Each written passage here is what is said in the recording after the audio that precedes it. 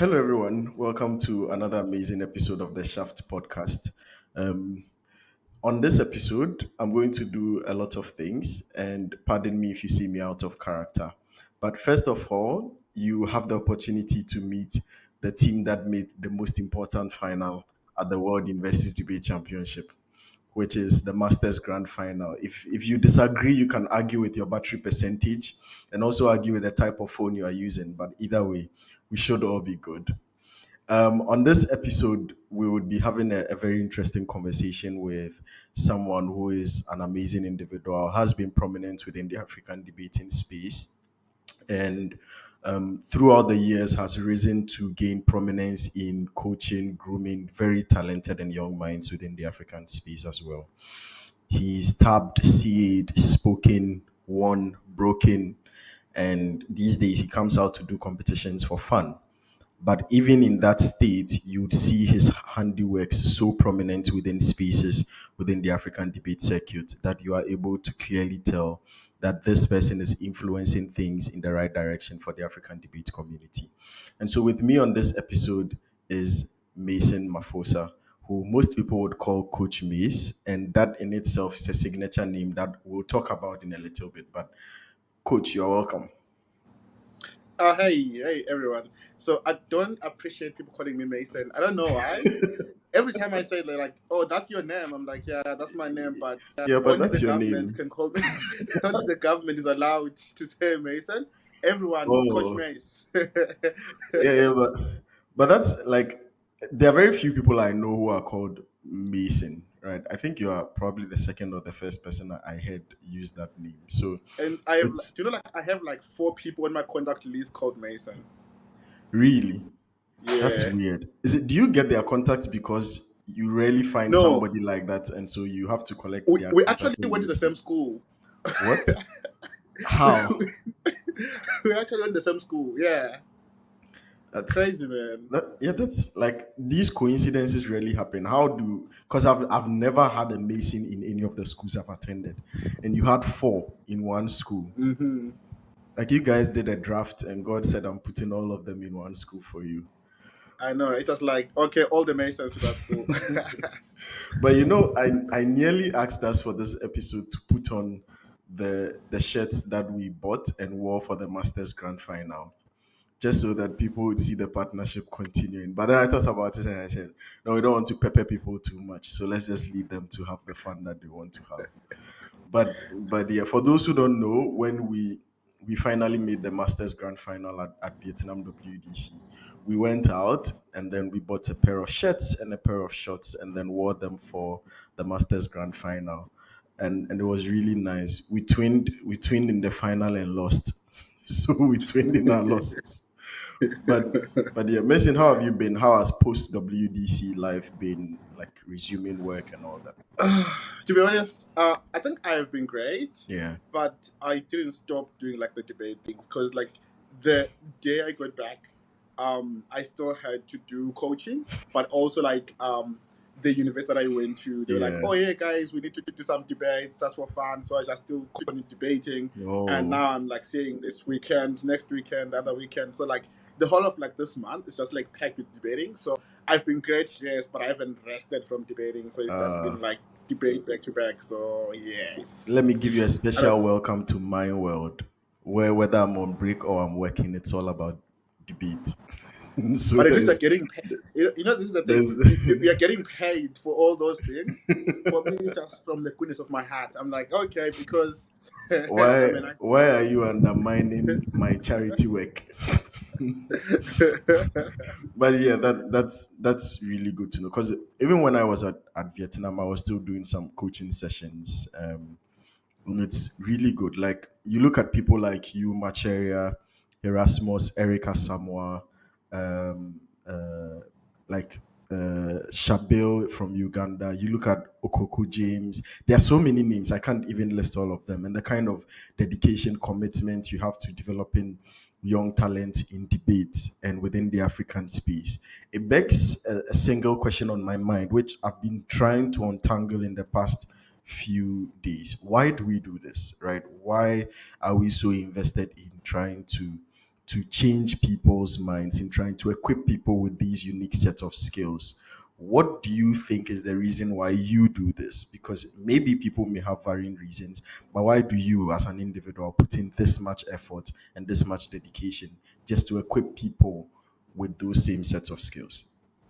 Yeah, I think like there are a lot of reasons. Yeah, I think like the first reason, like on personal level, like yeah. Yeah, So besides like them, what they benefit, but for me mostly it's just to say I think it's fulfilling, just to see how many people are like obviously they went through you and like they're doing so well for themselves. yeah, It's just like that reflection. But also on the other hand, I'm like debate itself is like more of a requirement in life. I think like people undermine debating a lot. But yeah, like if you can check most people that are doing well, it's either they are good in public speaking or they went through debating phase because then it means you're able to analyze situations and those kind of things.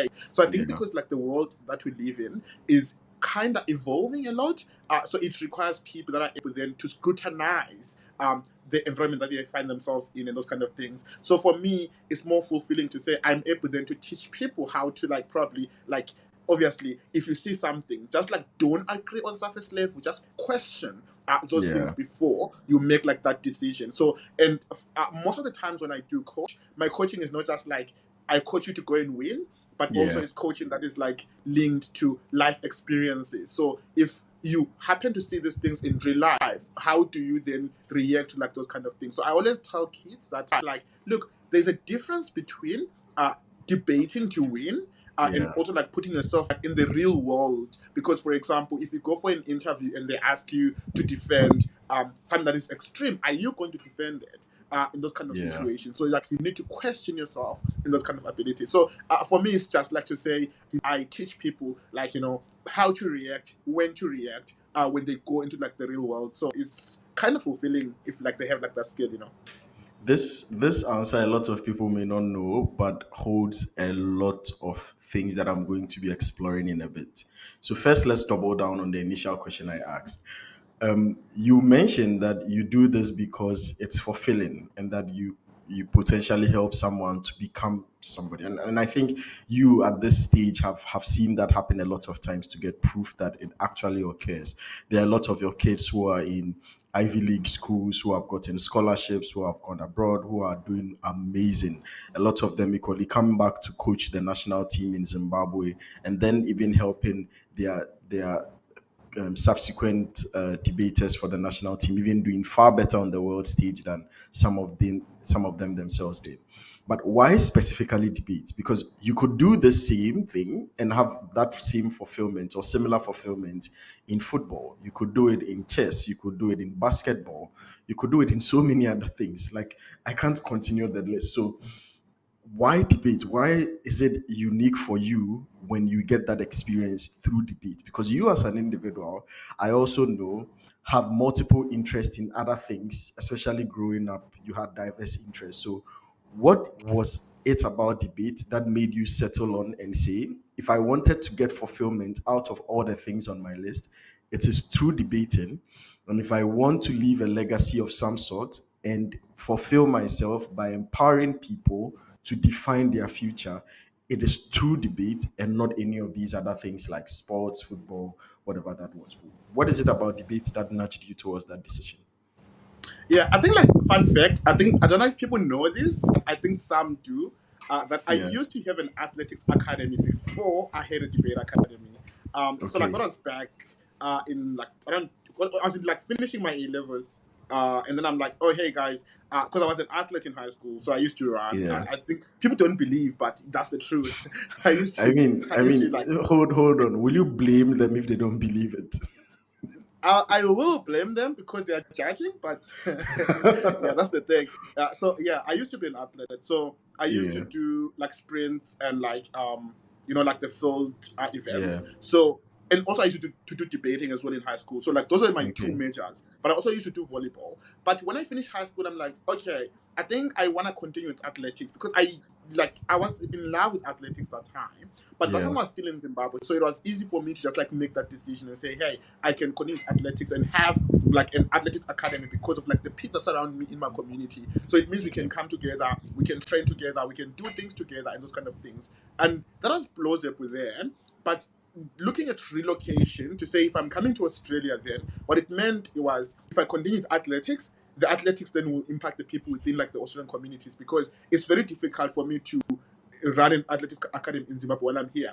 Sure, that might work, but it only works on things like sponsorship, and Yeah. like funding and those kind of things. But it doesn't really fulfill me a lot because I'm not like direct impacting, like helping in the coaching of like the athletics in that kind of scenario. So when I weighed with debating, then I was like, okay, fine. If I do debating, it means I don't have to be there with them.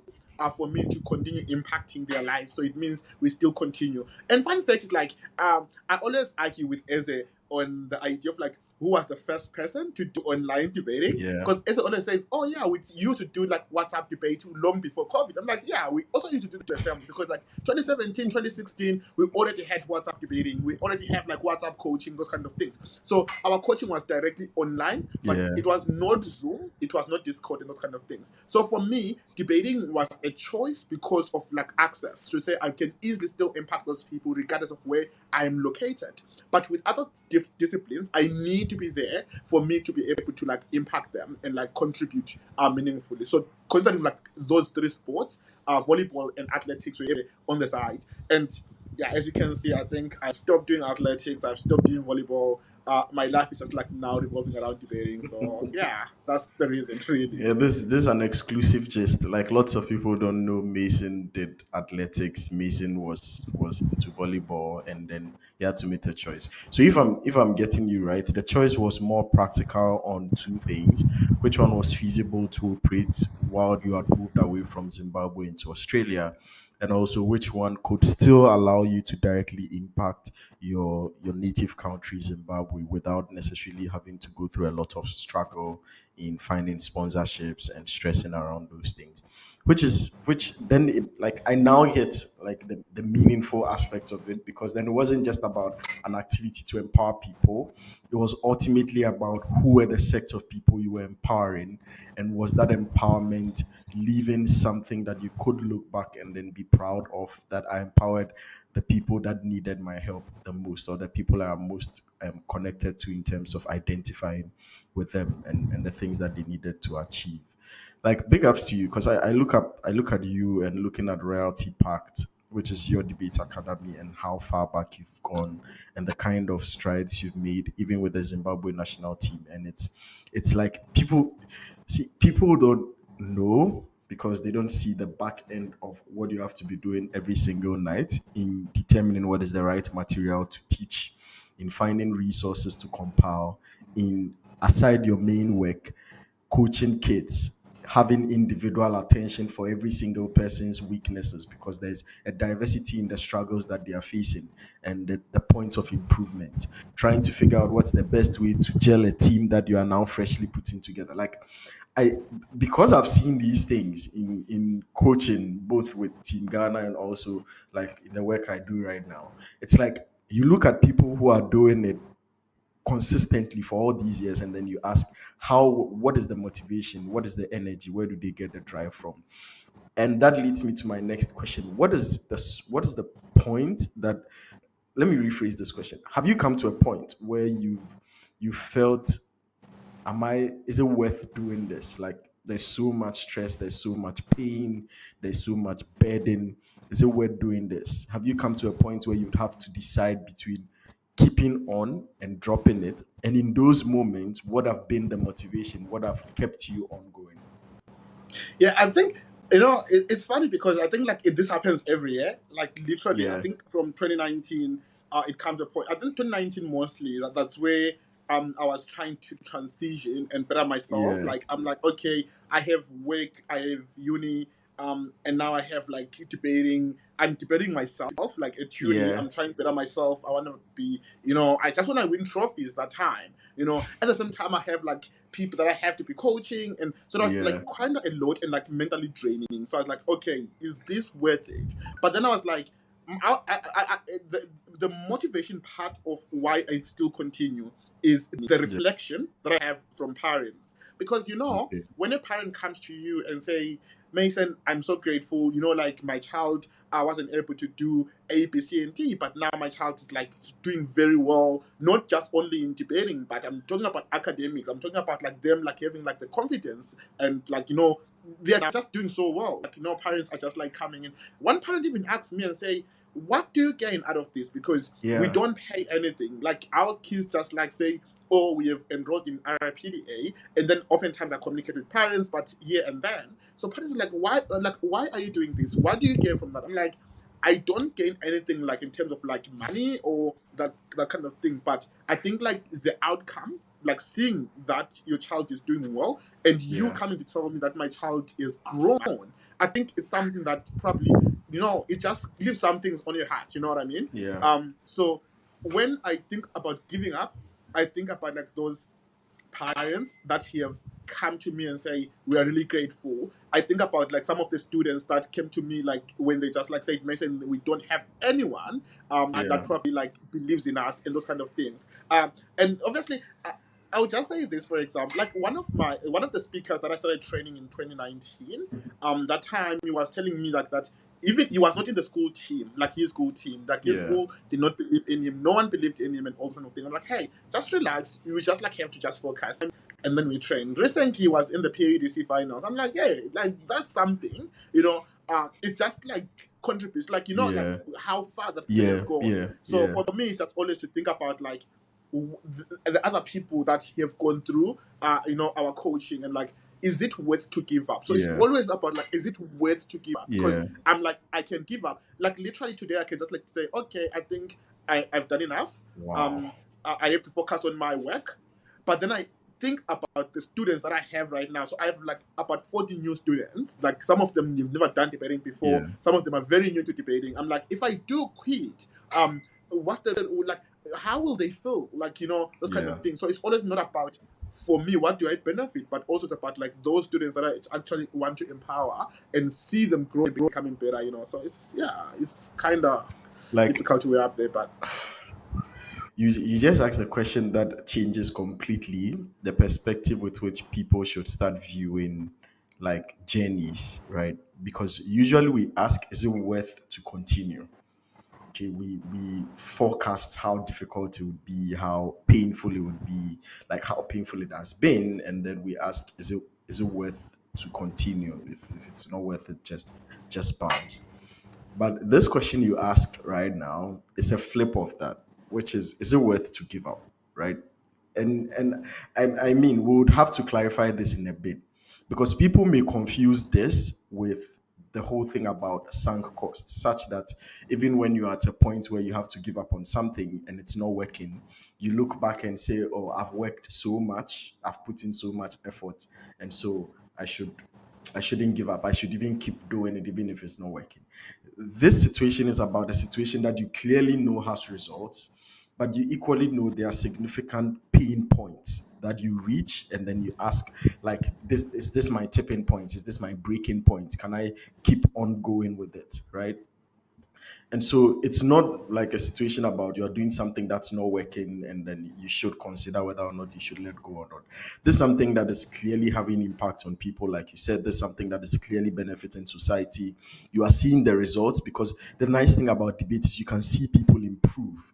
I was in a training session as a coach one period where the first speech I saw someone give, they couldn't give more than 3 minutes speech, and then one day down the line, about a week later, I heard them giving a 7 minute speech and the things they were saying. And that prompted me that these guys have gotten better because I wasn't seeing the improvement, but I listened to that one person. And because I could track that person's story, that person's growth, I could easily identify this one is evidence of the work I've done, that they've gotten better. Even if I can't see it clearly in any other person, I can see it in this person. And this question you've asked, like I'm literally going to put this question as the title of the episode because I think it's a uniquely powerful question that people don't ask a lot.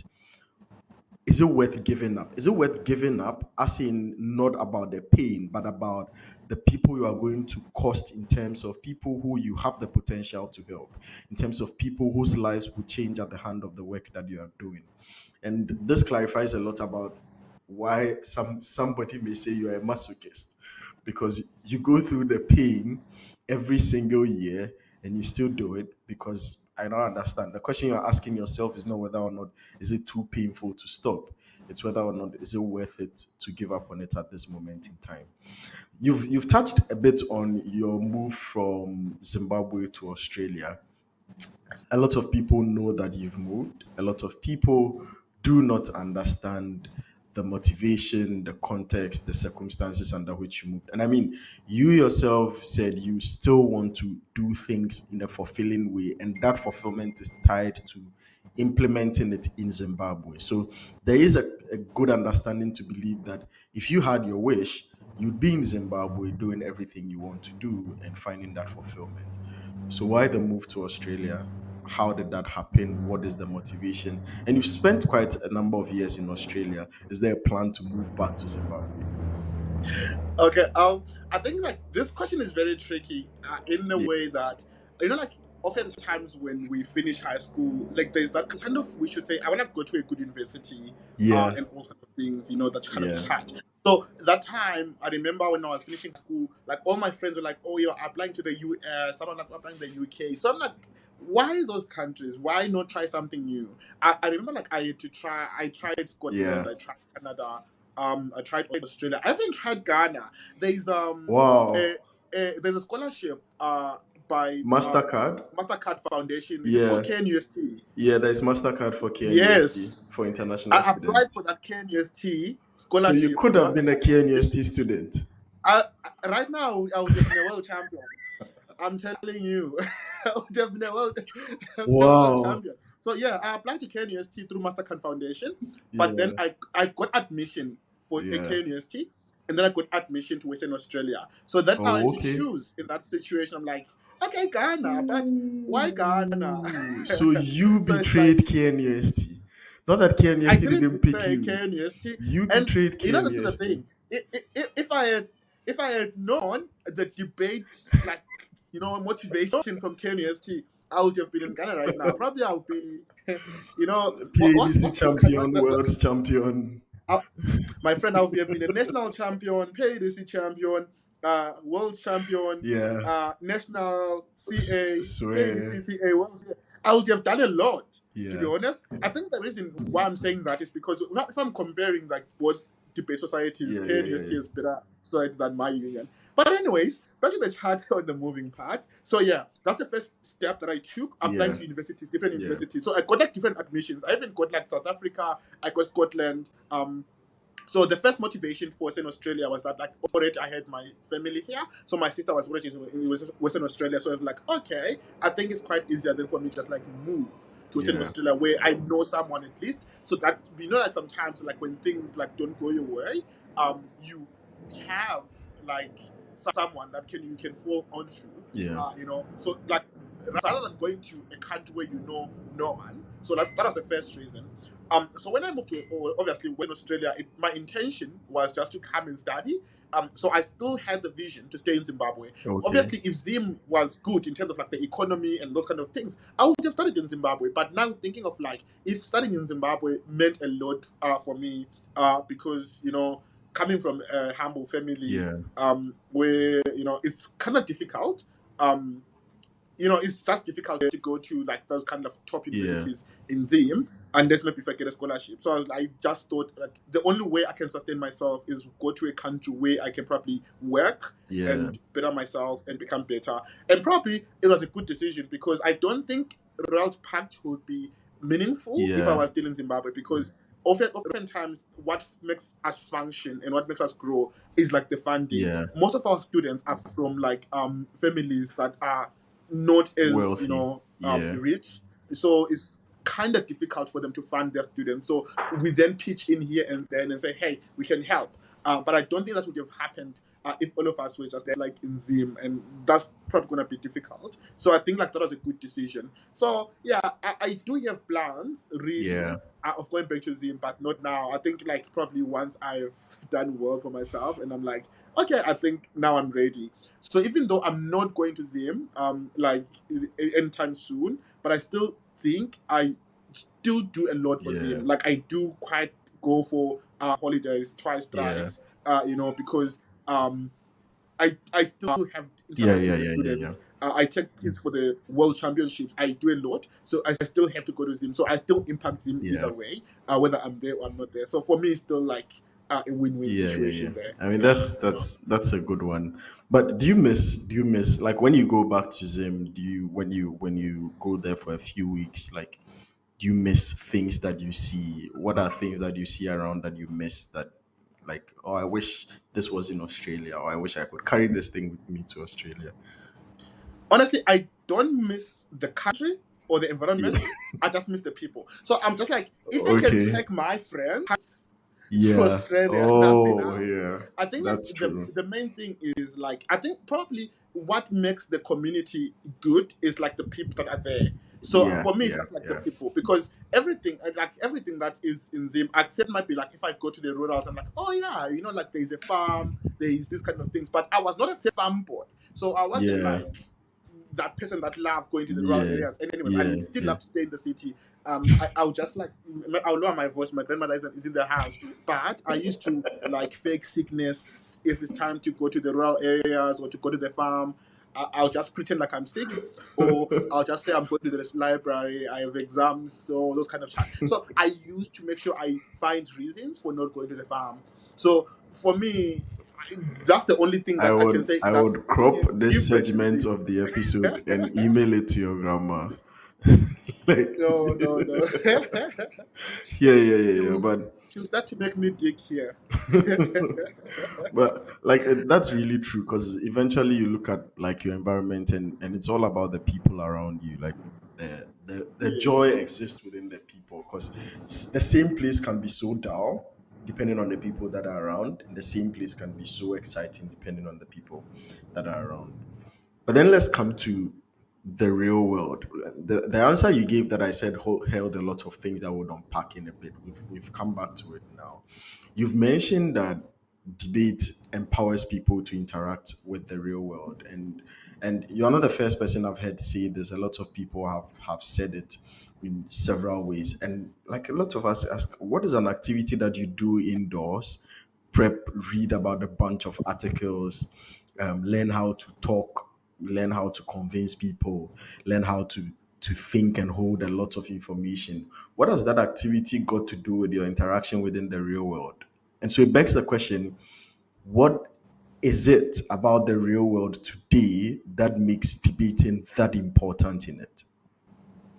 I think it's just knowledge. Because if you don't know, and like if you don't know, it's like you find it difficult for you to interact. So Yeah, like for example, like let's say you go for an event or you meet someone on the street and like you wanna interact and like you're probably like having that kind of a chat. They might say things that probably like are meaningful. Like just let's talk about like let's say opportunities that they're trying to give you and they ask you yeah, questions. I think what debate does, it gives you like a unique perspective on things because one, it means you are well read, so you yeah, can like easily respond to questions. But also, it means you are a critical thinker, so you are not just like responding because you have heard the question, but you critically analyze the question first, and then once you have analyzed the question, then you can respond. I think this is something that is unique when you look at someone who is a debater and someone that is not a debater. Because in yeah, most instances, people that are not debaters, some of them, yes, are well read, but the way in which like they respond to questions is quite different from a debater. This is why even like when you go for interviews, debaters can easily win an interview because of the way in which like they respond to like those questions. Honestly, if you can prep for 15 minutes and answer a POI like just on the dot, I think then like an interview becomes like an easy peasy for you. So I think like yeah, what debate does, just like it puts you like up the ladder than everyone else when it comes yeah, to like how you interact with people, and those kind of things. Because yeah, but knowledge is power. I think knowledge that comes from debating. Because honestly, most people that do read that are not debaters, you will find that they only read one kind of area. Like let's yeah. say politics, like they like reading politics. What debate does, like for example, like if I wasn't a debater, I wouldn't care about like AI and tech, those things. Because like That's for me, I'm like, true. okay, what's that? Those kind of Yeah, things. So what debate does allows me to just like today I can read economics in the morning, politics in yeah, the evening, yeah, history and what in the So it's just like that kind of diversity, and then I just impart myself with like massive knowledge. So yeah. yeah, You know, when he said knowledge is power, the thing that popped up in my head is the famous Game of Thrones scene where the guy says knowledge is power, and then the woman demonstrates that power is power. Knowledge is not power. But yeah. I mean, in the real world, knowledge is power. It's a very profound statement. But then moving away from competitive debate and its impact on individuals, right? In the world as we see it, with the kind of problems that we see around us, conflicts, climate change, global warming, like inequality gaps rising, what is the role of debating in any of these things in trying to help the world resolve any of these problems? Because ultimately the people we are empowering are going to be finding themselves resolving some of these problems in one way or another. So how does doing debate at this level help us within those settings eventually when we get the opportunity to contribute to solving major problems within the world? Yeah, I think it's similar to like the previous answer that I was giving. Mostly to say because you have the ability. I think like the first thing is like when you're a debater, it means like you have that ability for you to like do like more of research. And this is like the difference between debaters that are debating because they just want to debate and Yeah, debaters like they that have a vision. So I've seen most of the debaters like that have done debate.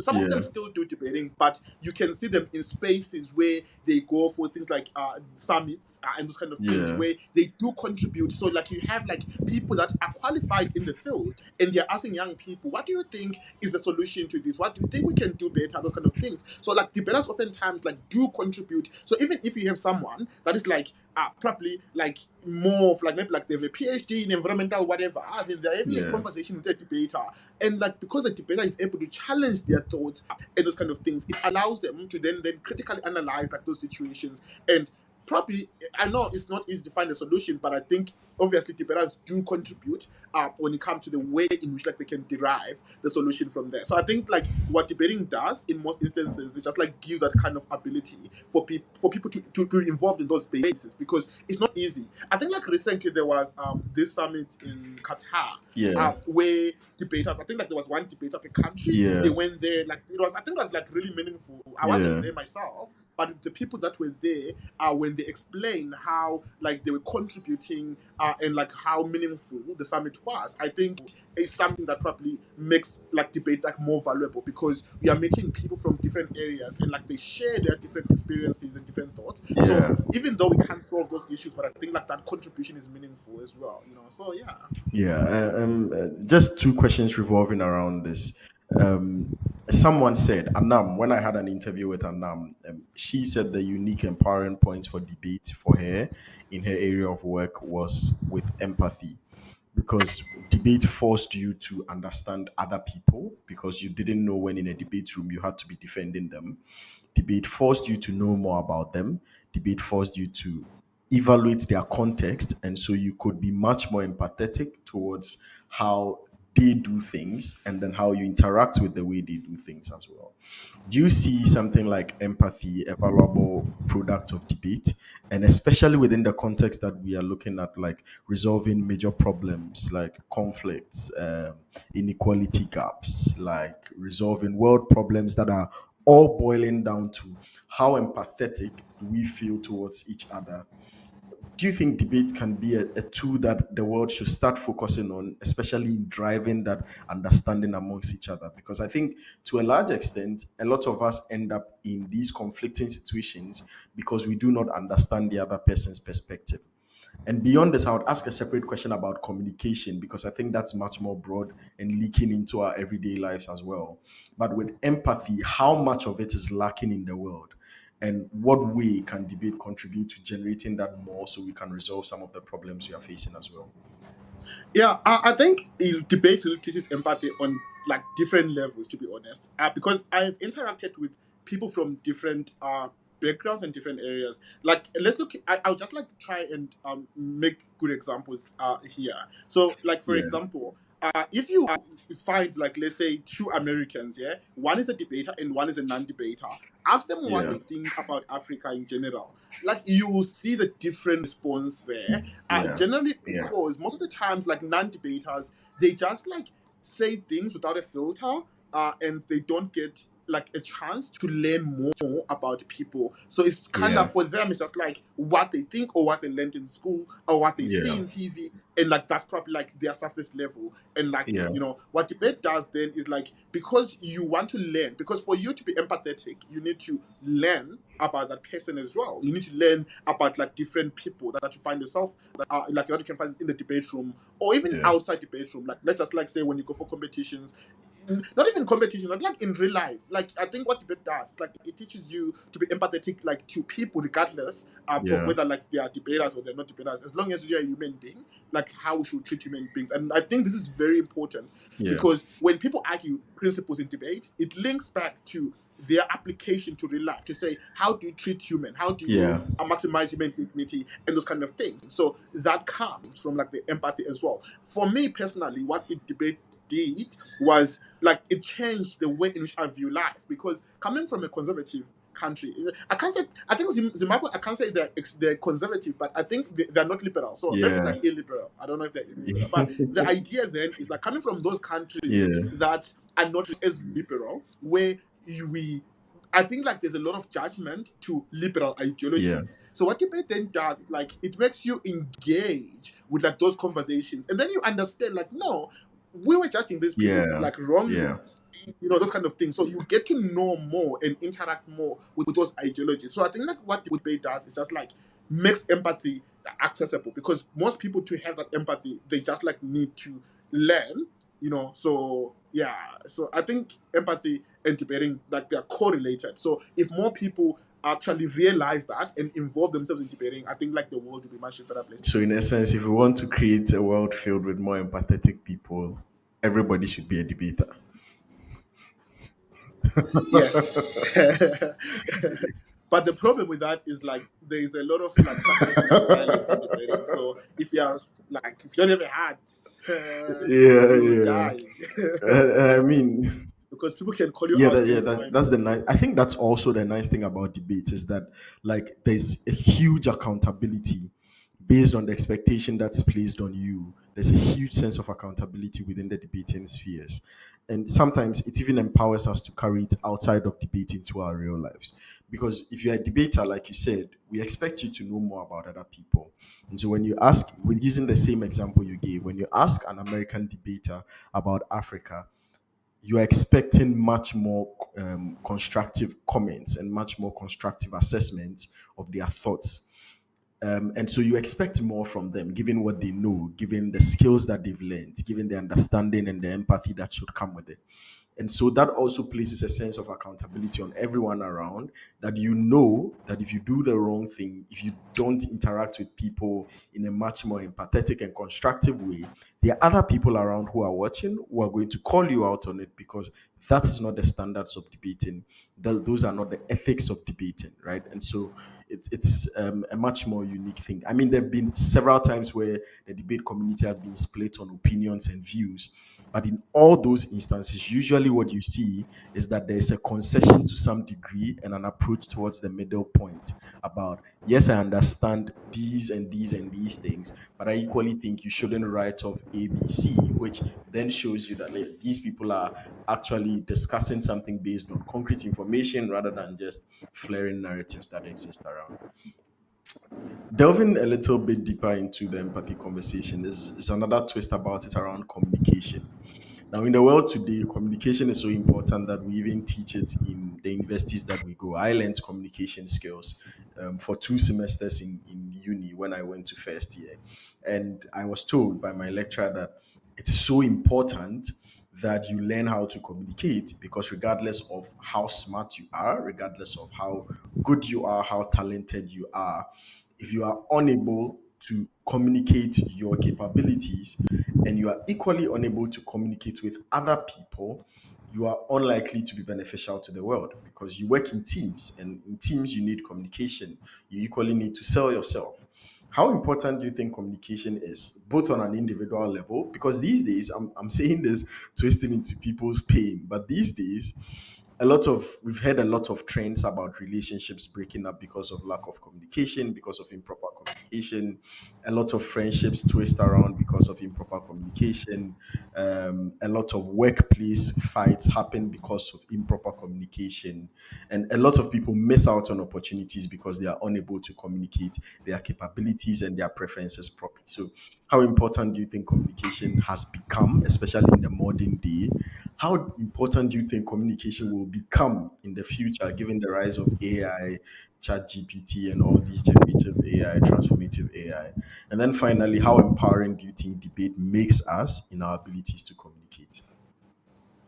Okay, so many questions. Yeah, Hopefully I do remember all of them. So I I think like would remind, I communication, would remind you if you miss any. you should, you should. So communication, Yeah, um, I think the importance of communication, like I'll start with real world before I yeah, go to personal level. So real yeah, world, I'm talking about like the employment spectrum, education, yeah, yeah, professional settings most of the times. I think what's more important with communication in those areas is not just communication. I think like what people there's a huge misunderstanding of what communication is in vast majority of yeah, instances. So people yeah. think communication is just like yeah, It's having that talking. conversation and those kind Yeah, of things, but it just goes way beyond that. So for example, it also involves things like let's say active listening. Are you able to yeah, listen to other people's yeah, views? Are you able to understand with their concepts before you responding? Those kind of things. So I think the importance of communication mostly comes from like if you are able to actively listen to someone and you're able to understand their concepts, then you're yeah, able to then have that kind of conversation with them. So with debating coming into play, I think what debating does is like it teaches people then to listen, because if you can sit down for 7 minutes waiting for someone to finish their own speech, and listen to them, so it just yeah, teaches you to just like listen carefully, understand what the person is trying to say. I think like the language we use in debating is avoid strawmanning other yeah, people. So this goes back to as well when you're going to like a professional setting to say, if you are having a conversation or those kind of things, you need not to strawman yeah, like whatever the person is saying. But the other thing is, communication also becomes important because it allows people to then solve like problems that like they find yeah, themselves in. Like disputes and other things. And all those things come from like how you are able to listen. Because if you can't listen, it means you can't communicate and you can't solve the problems that you find yourself in. So I think like on a work setting, that's like that. Personal level, I think you do a good job when you do mention about relationships breaking up, about communication, and those kind of chats. Because I am a victim of that. But the I'm twist sorry, here, I'm laughing at your pain. yeah, it was a mess. Maybe we can Yeah, do another podcast about relationships later. yeah, yeah, yeah, yeah, yeah, yeah. but but I'm a victim of that. But not that the communication wasn't there. I think like the way in which the communication was done, it was just like poorly. So it's just like we communicate, but in a poor manner. So I think what communication on personal level is, it doesn't is the difference is from professional setting to personal level. It's just like from personal level, you like let's say if you are dating someone or if you have a friend, it's just like just being upfront with things. So, for example, hi Teku, I'm not gonna be available like for the next 2 weeks. So if you text Yeah, me, I might not be able to respond. If I'm able to respond, that's great. But in most instances, I'll be very very busy. I might not see your message on time. Those kind of chat, those kind of things. yeah, Those are valuable means of communicating that people don't take serious. Like it seems like a yeah, small thing, but it can spark and become like huge as well. But also the other thing is like the choice of words that you're using when you're yeah, communicating on personal level. And the thing like people just like say, oh yeah, Teku is my friend, so I can just say anything and yeah, anyhow. yeah, Sometimes yes, it might work, but sometimes like it depends on the conversation. Choice of words are very yeah, important. So for example, if you are in a like let's say you guys are fighting or you're having like that word fight, it's very important to choose your words lightly. So I think yeah, debating has taught people things like political correctness, what to say and when to say. So if you yeah, see that like Tech is not in a good mood, how do I communicate with Tech in that kind of situation, those kind of things? So I think communication itself is important, but we just have to understand where we are the environment that you find yourself in. So if you are in a professional setting, how do you communicate? On a personal level, Yeah. how do you communicate? But also, it's just like you have to look at the mood. I think like that language, body language. Yeah. The other important part of communication is body language. So you can tell from the body language that if I approach Yeah. this person right now and say this, how will they respond? It's just How like, would they look, respond? you Yeah. know. So yeah, so I think I answered all the questions. Creepers for me. I'm Yeah, yeah, expected. yeah, yeah. You have. Congrats, congrats. I've like this conversation is just opening up more and more questions for me. And I would ask them because I think they would elicit a lot much more depth in the conversation that we are having. But before then, if you are listening up to this point and you want Mason and I to have the conversation about relationships, leave a comment in the chat space. And definitely we would. So depending on the number of comments, the number of views versus the number of comments, let's set a target. If we get 100 comments in the in the chat on YouTube when we publish this episode, we are definitely going to have another episode on relationship talks and have a conversation about some of the misconceptions, struggles, and how to fix them. Anyway, but yeah, there are a couple of things then. Do you think communication is becoming more and more important or more and more valuable to people in a world where there are so many distractions around? And so, for instance, let's say in the olden days, people were relatively less distracted around. There was no phones, no technology. And so people mainly had to interact with things around them. You remember stories we hear when like our great grandfathers or something, they gather under trees in the night, tell stories. These are not archaic things. These were things they did to build communities, to build a sense of togetherness and family. And everybody was interested because it's either you are doing that or you are bored. You're like you are sleeping around somewhere and you are not doing anything meaningful. And so the question then is in a world where now the distractions are becoming more and you know that people struggle to give you time because there are so many things around. Also, of course, the capitalistic incentive, competitiveness. Everybody wants to be well, work hard. There's so much demand on us. Is communication gaining more value based due to the number of distractions we have? Such that people value more communication. And so, in instances where they are done wrongly, then the penalty for it is much higher than it used to be. Yes, and I think the main reason why I'm saying yes, like straight up, I Yeah, think it's because like back in the day, I think like obviously we're not that old, but we also yeah, experienced like that level where exactly, exactly. we didn't have those distractions. I Yeah, think that time we didn't see the value of communication because yeah. it was just like a It normal was thing. every I think day it's the same there. thing like Yeah, that's the thing. Like if we do those things every day, you don't see that value. You yeah, see the value when those things are to shed away yeah, because you'll be like, yeah, but why are you not saying this? Why are you not yeah, communicating with me? So I think like the value of communication is now more important now, and people are starting to realize that value because they find themselves in a situation where like the communication is done poorly or it's not done at all. yeah. So yeah, so there's that value of communication is increased. So I think like there's a straight up yes, to be honest. Yeah, because I also realized that the more time you spend with someone, the more likely you are to tell them things, right? And we don't have the time these days. We are distracted in so many other ways. And so because you generally spend less time with people, you generally tend to Exactly. communicate less. And that's a problem that we all need to start like filtering ourselves and finding ways to try and resolve it and improve our communication as well. Also, another reason why, of course, you should be a debater in wherever you are in the world so that you can learn how to communicate better. But finally, which is the thing about communication again, the final stretch of it is about texting. Mm-hmm. Text communication has become Thumbs so up to popular that. in the world today. And of course, text communication is usually sounds so raw and miscommunicate emotions a lot because like if you are texting me something and you say it the way in which you say it impacts how I feel about what you said, right? Let's say you are teasing me, and you say it something that could potentially sound insulting, but because you say it and there's a jovial tone behind it, I clearly know you are joking and I don't react to it in a negative way. But if you text it, even though someone would say, yeah, you can add an emoji, of course you can, but it still doesn't elicit, it still doesn't confirm exactly what mood within which you said it. and we don't have emojis to express every single stretch of emotions that we have, and so we are usually limited to a set of emotions. I remember you saying, was it you or Mace? Eze, one of you said they texted the other person. Yeah, Eze said he texted you and you replied with laughing emojis, and he was sitting behind you and he noticed there was not even an ounce of It smile was easy. on your face, right? And you look at like texting has become one of the most popular means of communicating these days.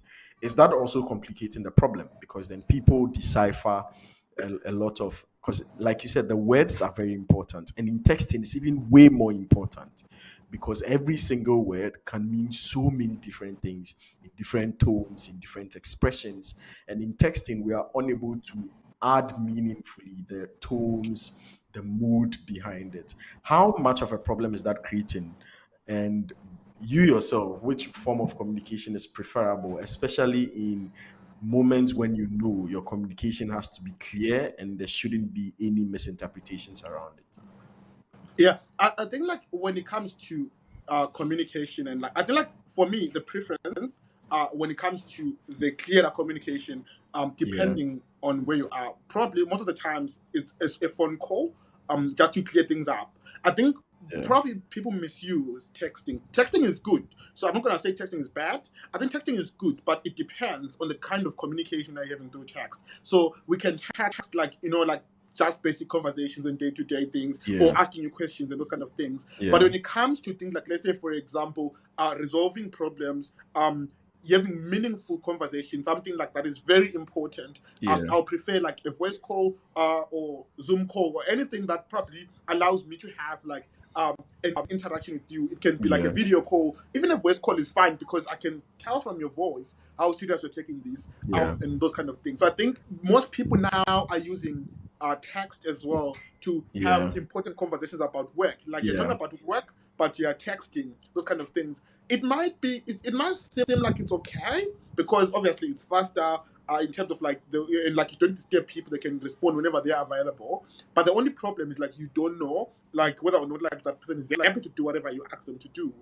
yeah, So yeah, I would prefer voice call for important communication, obviously. Especially like if I have to clear something. Like if I have a fight with you, I wouldn't like want to solve it via text because you won't even know whether or not like my apology yeah, is real. yeah, You know. exactly, exactly. So Yeah. yeah. And I think generally, just like hearing people talk and hearing them express their emotions is a whole new level of experience within the communication space as well. Because like having this same conversation, we could have just been exchanging texts, right? But I wouldn't see you smile. I wouldn't see your pool behind you, your nice pool You wouldn't see behind my you. drink. Yeah, I wouldn't see your drink, right? And like I wouldn't see a lot of things that I pick up, whether intentionally or unintentionally, that creates much more meaning within the conversation that we are having. And I think that's really, really important to look at.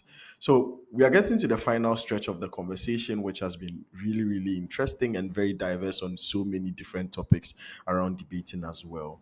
But let me ask you this. You founded Royalty Pact Debating Academy, and then you also work as head coach of the Zimbabwe national team. Between these two, can you tell us the stories behind them, the goal you have for these two institutions, and then where you see them right in the next 5, 10 years? What are you working on, and what do you seek to achieve with these two institutions in the next 5 to 10 years? Oh, that's a very interesting question because it's just touching my heart. Like this is my passion, guys. Okay. So, the Yeah. first thing I would just say, and most people don't know this, but the national debate team is a sub branch of the Royal Park Debating Academy. So the academy is the top, and then the national Okay. debating team is like a sub branch of that. So when it comes to like obviously I'm gonna talk about like the background of those Yeah. two, and like for me to talk about like what the goal then is. Yeah. Yeah. So with the Royal Park Debating Academy, because oh, by the way, this year we're celebrating our 10th year anniversary. So it's gonna be very, very Ooh. lit. You guys Yeah, should so we have invite come me. very far, and all that. So with the academy, the Yeah. goal, the ultimate goal, I don't know whether or not this is going to be achievable in the next 10 years, but the ultimate goal of the academy is to have an academy school. So, Okay. like have like people going to school, and then say, this is a debate school, literally, and then Oh, obviously it's okay. not going to be a big school. Yeah. Even if it's just a school with just 4 classes, that's probably like the goal, just like to Yeah. have just not only having online, but having people having In like the person. place to say that is where I go to Okay. that's my debate school, those Okay. kind of things. So that's my goal with the academy. Like it might be achievable in the next 10 years, it might not, but obviously I hope that's achievable. Given like that for the last 10 years, we've managed to grow so Yeah. much. Yeah. So it might really wake up very, very well Yeah. in the next 10 years. With the national debating team, the fun fact is, so before, when I was in high school, I was also part of the national debating team. And then Okay. like one of my coaches, called Michael, like he called a lot of like Zim, almost all like the Zim top speakers, Yeah. went through him. If you guys know Mini who won Yeah. PhDs in Yeah. Yeah. Yeah. Yeah. Yeah. 2017, yeah, all of those went through Michael. Oh. So then Michael then was like, he's done. He has done a lot when Okay. it comes to coaching the national debating team. He just probably wants to relax. Um, you know, Yeah. yeah. So now he's relaxed, and then he was like, "Nice, you can have the national debating team," and then coming in under the academy. So previously, the national debating team was run by an organization called CAF, Okay. Contemporary Affairs Foundation, which was led by Michael. So Okay. now, when they left in 2019, this is when we then brought the national debating team in 2019. Not to brag, but I think when we took over, the performance then also increased and became better. Yeah. Not to say my coach was good, but the only problem that we had at that time was the exposure. Yeah. Yeah. I Because mean, you guys have really done well with with exposure now. yeah, so exposure is something that was lacking. Yeah. So even if we had good speakers, but those good speakers will still argue not necessarily what the world standards like expect them to argue. They still have like that kind of like lack of mechanisms, Yeah. lack of impacts, those kind of things. So you might have good speakers, but not necessarily knowing Yeah. what to do. So yeah, so with the goal then of the national debating team, to be honest, my goal is that one day we win WSDC. I don't know when our chance was 2023, and we lost quarterfinals on a 4-3 split. So I don't know if that goal is gonna come in 10 I'm years. definitely I sure hope it so. can come in 10 years. Because if you look at the So progressive performances, of course, the expectation is that this year in 2024, the performance is going to be better than quarterfinals. And so, yeah, no. Africa looks to you guys. I hope my team won't watch this, but I'm not. For me, like as a coach, you can weigh the teams and say, okay, Yeah, I had this team this year, that team this year. Which yeah. one is better? I'm still inclined that my 2023 team is better than this year's team. But I'm hoping though, maybe in the next 5 years, Because I get like a for stronger team as me, well. for me, if your team listens to this point, I want them to hear this part too. I am daring them to prove you wrong. Yeah, I think I can bet with them Yeah, let's do because it. Like after this episode, yeah. tell them So there's a yeah, bet on this national team. episode for them to come and listen to. Yeah. So if they win WSDC in the next 10 years, then I leave the national debating team. That's my goal. Oh no, but okay. Not It's not like the academy leaving. So because the academy is oh, we okay. have a It's lot of coaches. yeah, yeah, yeah, So for yeah. But me, it's I'm you currently the head personally. coach of the national debating team. So obviously I Okay, want someone else to be the head coach. okay, But obviously I want okay. to achieve something Yeah. before Yeah, yeah, yeah, yeah, yeah, yeah, yeah, yeah. It makes sense. I think yeah. you can do it. Like if we look at coaches handling national teams in Africa now, obviously you are up there with the best coaches handling the best national teams, even in the world. Because Charlie, to be WSDC quarterfinals, to build a team to get there, it takes a lot of work. It takes a It's whole not lot of easy. work. It's not easy, and so yeah, it's been really great having this conversation with you. Like it's been a fun discussion in a whole lot of ways. And so now I'm going to, usually this is what we do on the Shaft podcast, when we do a one-on-one discussion. I'm going to ask, I actually had one question. So before I do that, I had one question. In debate between listening and speaking, which skill do you think is the most important? Between what? Listening Listening and and speaking. speaking. I Yes. think listening, because Okay. most of the times people just want, like, people can be good speakers, but if you're not Yeah. listening to other teams, it means you can't respond. Yeah. And you can't contribute meaningful in the round. So you can run a Yeah. very good case, but you're not being comparative, you're not weighing, you're Yeah. not responding. Yeah. So I think, like, if you become a good listener, then you can learn how to speak from there. Yeah. That is why, if you realize that most people that start as good judges, they end up being good Yeah. speakers, Yeah. because they learn the skill of Of listening listening. first, Yeah. and then they come and learn the skill of speaking, Yeah. which is different from speakers. Yeah. Some of them, they don't even listen. It's like, bro, what's happening? You know? Yeah, because I also defer to listening, and I think listening is much more important than speaking. Mhm. Also, because I think Exa- speaking is much easier to do because there are a lot of things in debate that will require you to speak. Like the 7 minutes you're expected to speak, so you learn how to speak anyway. The thing that a lot of us Exactly. don't have specific deliberate trainings on is listening, right? And so that's the part of Hmm. debating that if you don't take care, it slips and then you may not be able to grasp it properly. But also, I think like the rules of debating sort of force you to learn how to listen because it punishes you when you misrepresent people by saying you weren't Exactly. charitable. Yeah, they give you a fourth and all that. And so Mhm. yeah. If you are Thanks strawmanning for and all. yeah, you're a strong man. You're a strong man. Thanks for coming on. Yeah. So final question is what thing are you working on this year? Is there something you're working on that you'd like people to know about? And your final words to our audience, if there's anything you want to tell them. In terms of, I think what I'm working on is just it's just my debating team. Oh my god, that's yeah. And also yeah, for the debate community, that probably is like more valuable. It's just like making Yeah. the periodicity great again. I think Yeah, we okay. are trying. I think we had this conversation as well at Worlds about like that Yeah. legends rounds. I think Yeah. it's quite Yeah. gonna be good because it then brings like top debaters as well. Because Yeah. obviously most of the top debaters are no longer debating a periodicy, so we just like Yeah. want them to contribute back. And like that legends rounds is going to be meaningful because people can watch and learn from that. So I think this is Yeah. something that can be meaningful that we're working on.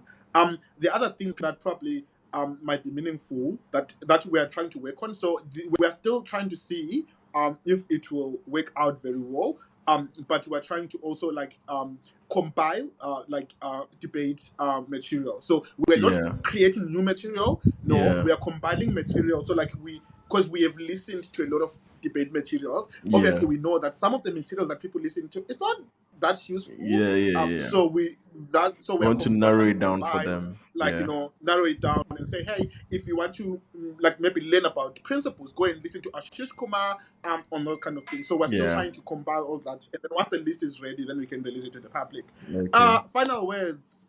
Shout out to my boys, guys. Tembani is my CEO of the academy. He's doing Yeah. very well. So shout out to Tembani. So yeah, he's very doing well. My coaches and everyone else in the community. And shout out to Cheku. Thank you. Oh, you're amazing. I forgot to tell them, guys, my first present in 2024 was bought by Cheku. So when we were talking about like how we went to the market and we bought matching outfits, he uh, forgot to tell you that he's the one who paid. So yeah, oh. shout out to Cheku as well. So thanks, bro. I really appreciate Yeah, it. thanks, man. Thanks, man. I mean, the masters partnership was nice. We set out, people don't know, we set out to do masters as the least funny team because we knew in our heart of hearts we were not funny people, but we set out to do masters anyway. And funny enough, we're in the final. We put up a good performance. So, Charlie, like that's really good. Shockingly, the final we decided to switch. Mace membered for the long time in how many years? In God knows how long. You turned into a member speaker. But yeah, thanks very much for hopping on to the episode, Mace. Thanks everyone for listening to this episode and hope to see you on the next one.